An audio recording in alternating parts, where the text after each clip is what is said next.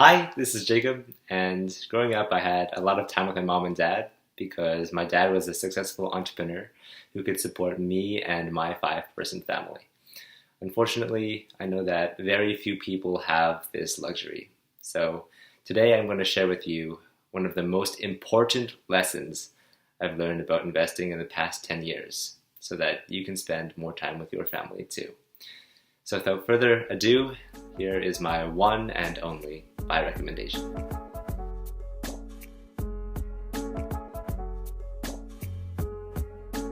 These are the returns for US small cap value. The best 40-year period returned 18.9%. The average 20-year period returned 16.1%. And you can see the rest. What's really important to notice is that in the worst possible 40-year period, the small cap US values still returned 11.8%. And that, by the way, began in 1928 or 1929. As you can see, 11.8% still beats the S&P 500's average of 10%. And that's the worst 40-year period.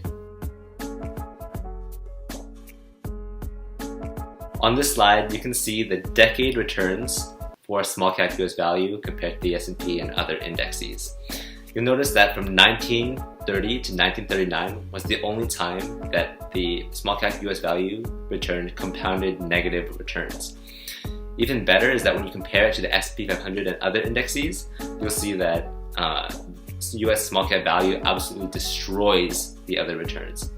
The only downside is small cap US value are smaller companies, which means that the market cap is between $500 million and $1 billion.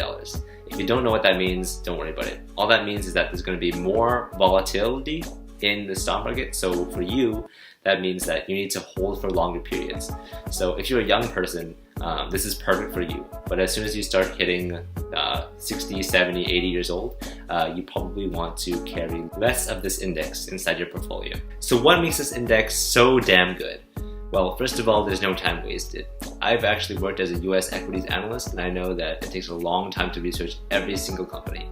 By buying this index, you buy 600 companies, so you don't need to worry about your diversification risk. This index's performance is also based on over 87 years of history. Another index is International Large Cap Value, and it actually returned 14.4%, but that's in the past 33 years. That might be something you might want to look into. However, I still prefer US small cap value because there's simply more history. Lastly, and most importantly, you can sleep well at night. You are diversified, you have a maximum return, and you don't need to keep checking your stocks every single day. There are multiple funds that you can use to track this index, but I recommend an ETF called VBR, which is an index by Vanguard. So there's 3 key learning points from this video. Number 1 is that US small cap value outperforms every other index over 87 plus years, between 11.8% and 18.9%. Number 2 is that the US small cap value index is historically sound based on over 87 years of research. And lastly, this index allows you to remain diversified, allowing you to hold about 600 different companies. As a result, you have no stress and you can sleep well at night. And lastly, this is possibly the most important point, is that anybody can buy this index. However, if you have at least 40 years left in your time horizon, so if you're 40 years old or younger, you definitely want to own this index. As soon as you become 50, 60, 70 years old, you want to diversify yourself into US small cap value, but also other indexes. So that's US small cap value, one of the best kept secrets in the industry. The index's insane returns make invested advisors look bad, so that's probably why you've never heard of it before. Additionally, and more importantly, investors in this index experience returns as low as negative 40% annually to as high as positive 110%.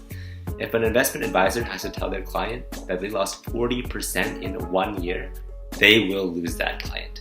I know you may tell yourself that logically you won't be that person who sells after losing 40%, but have you met people who have lost millions of dollars in 1 year? Or have you yourself lost millions of dollars in 1 year? Because I have met people like that. You start to question the strategy, you start to question 87 years of history, and your emotions start to take over your logical brain, and that's a dangerous place to be. You need to be calm and collected and be assured that this is a familiar pattern. And essentially, for most people, that is the only reason that you would have an investment advisor. So maybe one last KLP I want to add to this list is that yes, you need a long time horizon to invest in this index. But most importantly is when you see the index going crazy, don't sell. That was a pretty complex topic, so if you have questions, just comment below. And if you're still confused, you can call me. Thanks for watching and see you in the next video.